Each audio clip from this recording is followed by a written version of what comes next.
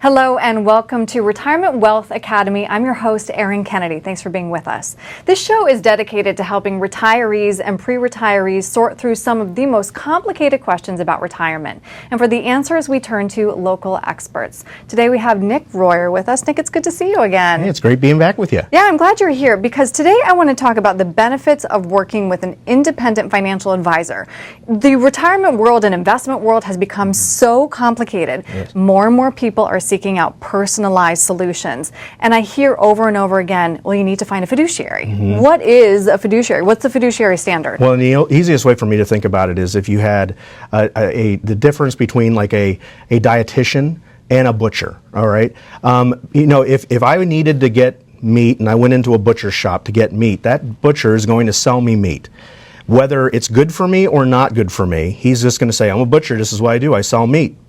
Whereas a dietitian, if I say I want meat, is going to look at my levels, they're going to do all the tests and everything, and it might say, you know what, it's not for you, and I don't recommend that you eat meat because it's not good for your health. Mm-hmm. In essence, that's the difference, because there's almost these two standards. You have the fiduciary standard, which is where you're looking at a client, you're looking at what's good for them, you're looking at it through their eyes and trying to figure out what is the best solution for them, and you're providing advice. Versus typically like a broker who has a product that they're trying to sell. It's a much different avenue. The broker is more like the butcher, whereas the dietitian is more like the fiduciary. And I always say that the best way to go is to have somebody who is an independent fiduciary advisor is a much better avenue to go if you're looking for somebody to work with. Because you're going to be working with somebody, whenever you choose a financial advisor, that's a 20 to 30 year relationship. And you got to make sure that person has the ability to do a bunch of things, not a few things. I'm glad you brought up independent, which is, of course, the question that we're trying to answer.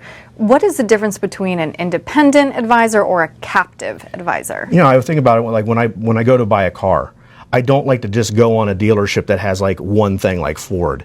I like to go on the dealership that has a whole bunch of things. That way, hey, if I need to use this, I can. If I want to go over here, I can. There's a bunch of different choices.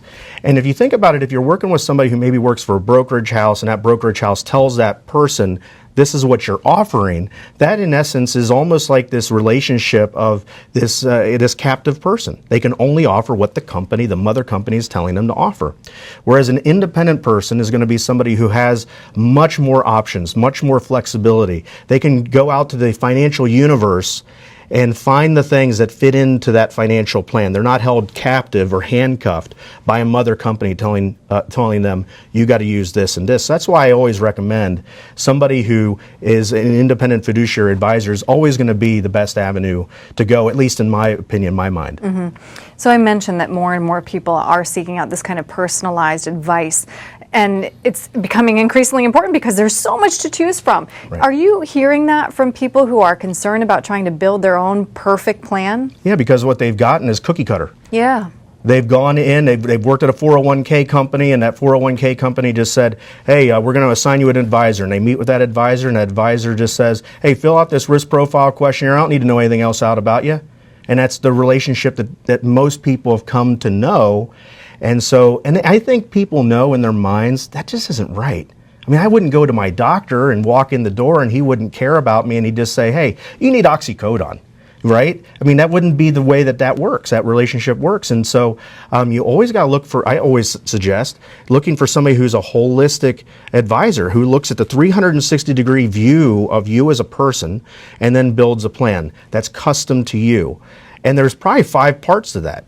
If we really think about it, I think most Americans have a investment plan, but that's only one of 5 plans that somebody needs. The investment plan, that's great. You have a statement, you have a pie chart with all these different investments in it. That's wonderful. But don't forget that you also need to have not only proper diversification, but a retirement income plan so your money lasts as long as you do.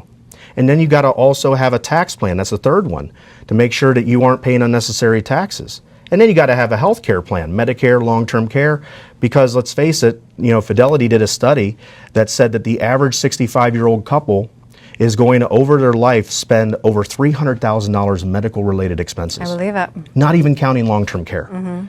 So that's one. That's probably the fourth plan is healthcare, and then the fifth plan is the legacy plan. How do you pass on what you've built as easily and efficiently as possible to the next generation or to your family or your beneficiaries, without Uncle Sam being your number one beneficiary? So you got to almost have those 5 plans in place, not just one plan that that it's a cookie cutter plan for everybody. You know what I mean? And I know you are so passionate about helping people figure out their own personalized plan, and you kind of help them build that map. You said there are 5 steps to get to that 5-part strategy. And the first thing is you got to evaluate where you are right now.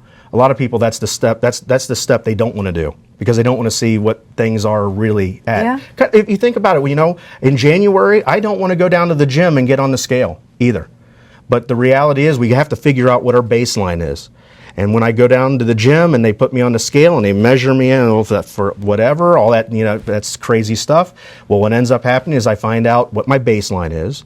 And so I can start working out and measure against that baseline. And that's all that we do, and that we tell people to do, is evaluate where you are right now. Find out what your baseline is so that you can improve upon it.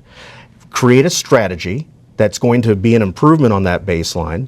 And that's the second step, is strategize. The third thing is co-design a solution and implement that solution. And then you've got to, we talk about what we call a fiscal house. The foundation, the walls, and the roof. And that's how we tell people that the roof is your risk money, the foundation's your protected money, and the money in the middle and the walls doesn't have as much risk as the roof, but not as much safety as the foundation. And what we tell people is you almost got to create your own fiscal house. We co-design it like blueprinting. We move into that house, but then just like you have a house, you got to maintain it, right? We got to continually maintain to make sure everything is going okay, and that house, if you moved into a 3-story house, chances are when you retire, you don't want to go up those stairs anymore. So we got to move into a ranch style house. Well, in retirement, you got to change your plan too, to mirror and mimic where you are in life. Your goals are going to change. It's Absolutely. Human nature. Nick, thank you so much for walking through these important kind of checklists. I think it will help a lot of people as they search for their next financial advisor. Thank you very much for your time. My pleasure being here.